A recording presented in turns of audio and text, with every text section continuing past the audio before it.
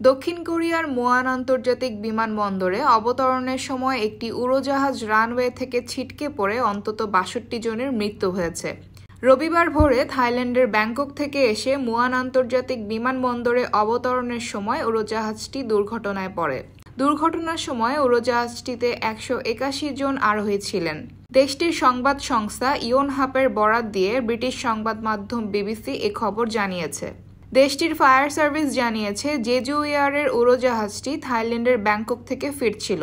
এতে ১৭৫ জন যাত্রী এবং ৬ জন ক্রু ছিলেন। দক্ষিণ কোরিয়ার দক্ষিণাঞ্চলের বিমানবন্দরে অবতরণের সময় এই দুর্ঘটনা ঘটে। সংবাদ সংস্থা রয়টার্সকে একজন ফায়ার সার্ভিস কর্মকর্তা জানিয়েছেন, এখন পর্যন্ত ২ জনকে জীবিত উদ্ধার করা হয়েছে। উদ্ধার কার্যক্রম অব্যাহত রয়েছে। বিবিসির প্রতিবেদনে বলা হয়েছে, এই দুর্ঘটনার কারণ এখনো স্পষ্ট নয়। তবে স্থানীয় গণমাধ্যম বলছে, বিমানবন্দরে অবতরণের সময় পাখির সঙ্গে সংঘর্ষের ফলে ল্যান্ডিং গিয়ারের ত্রুটির কারণে এই দুর্ঘটনা ঘটে থাকতে পারে। একজন বিমানবন্দর কর্মকর্তা জানান, বিমানের লেজের অংশে আটকে থাকা যাত্রীদের উদ্ধারের চেষ্টা চালিয়ে যাচ্ছেন উদ্ধারকর্মীরা। হতাহতের সংখ্যা আরও বাড়তে পারে।